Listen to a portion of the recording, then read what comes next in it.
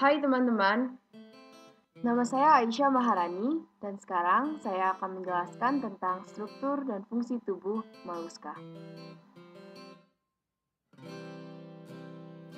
Nah, tapi sebelum itu kita harus tahu apa itu moluska.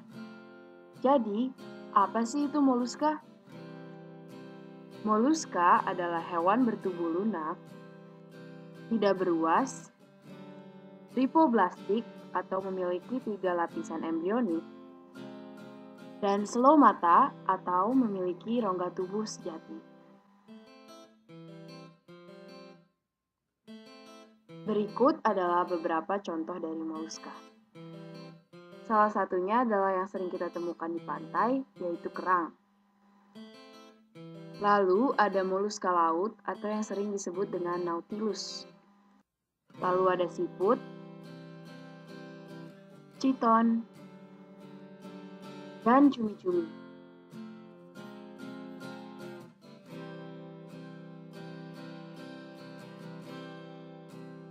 Nah, moluska itu dibagi menjadi beberapa kelas. Tepatnya ada 5 kelas dari moluska. Yang pertama adalah bivalvia atau Pelecypoda. Yang kedua adalah kelas Polyplacovora dengan contoh chiton. Ketiga ada Scaphopods dari kelas Scaphopoda. Lalu siput yang sering kita temukan termasuk dalam kelas Gastropoda. Nah, lalu ada nautilus, semacam moluska laut dalam kelas Cephalopoda. Nah, cukup untuk kelas-kelasnya, kita tidak membahas itu sekarang. Sekarang kita cukup hanya membahas struktur dan fungsi tubuh moluska. Sebenarnya, struktur tubuh dari setiap kelas moluska itu berbeda-beda. Namun, ada beberapa struktur yang sama. Yang sama adalah 1. Kaki, 2. Massa viscera, dan 3. Mantel. Nah, itu adalah kaki, itu adalah massa viscera, dan lapisan berwarna ungu itu disebut mantel. Nah, kaki di moluska itu punya fungsi pada umumnya. Tapi, kaki pada moluska itu berotot dan di bagian telapaknya terdapat lendir dan silia. Massa viscera adalah rongga di tubuh moluska yang di dalamnya ada banyak organ-organ, baik organ pencernaan, organ reproduksi, organ ekskresi, dan lain-lain. Dan yang terakhir adalah mantel. Mantel adalah sebuah lipatan yang menutupi massa viscera. Fungsinya untuk mengekskresikan cangkang.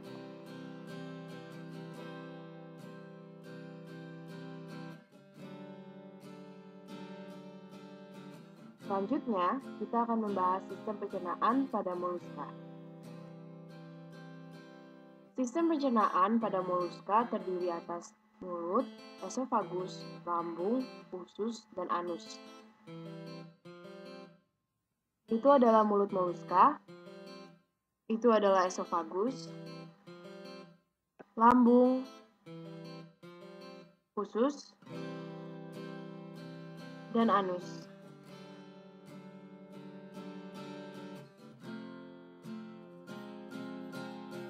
Terletak pada dorsal rongga mantel di bagian posterior. Sistem pencernaan yang dikeluarkan oleh moluska berbentuk pelet padat sehingga tidak mencemari rongga mantel. Berikut adalah gambar dari usus, lambung, dan kelenjar pencernaan. Ini adalah gambar lebih dekat dari esofagus dan mulut moluska. Mari kita lihat lebih dekat lagi mulut moluska. Kecuali pada kelas Pelecypoda, mulut moluska memiliki radula atau lidah parut yang terdiri atas tulang-tulang muda yang disebut dengan odontofor, yang di atasnya terdapat sebuah gigi kitin yang mengarah ke dalam. Fungsinya adalah untuk mengeruk lumut, merumput, mengebor, dan menangkap mangsanya.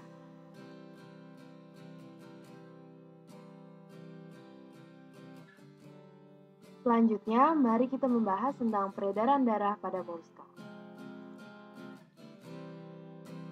Moluska memiliki peredaran darah terbuka. Jantung moluska terdiri dari 2 serambi dan 1 bilik. Pigmen hemosianin darah pada moluska adalah tembaga dan bukan zat besi. Ini menyebabkan darah berwarna biru pucat pada saat mengandung oksigen dan transparan saat kekurangan oksigen.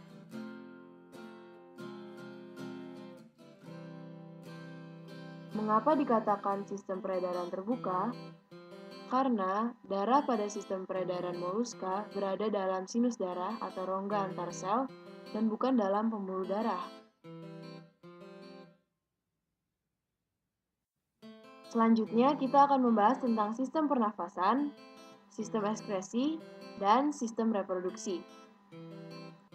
Moluska bernafas dengan menggunakan knitedium atau insang dan paru-paru.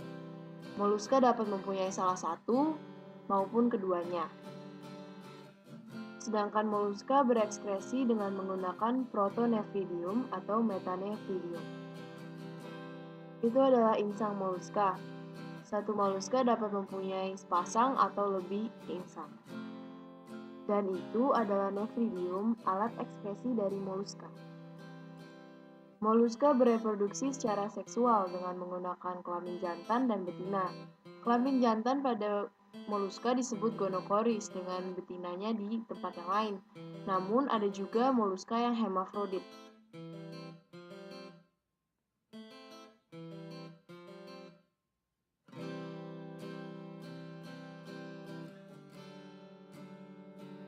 Yang terakhir kita akan membahas tentang saraf dan indera.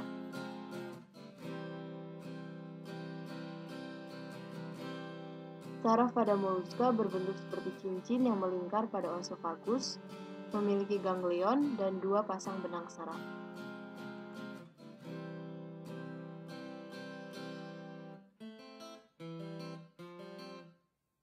Alat indera pada moluska itu ada 3.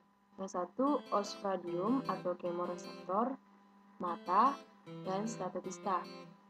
Osphradium berfungsi untuk reseptor kimia. Dan statotista adalah pengatur keseimbangan dari moluska.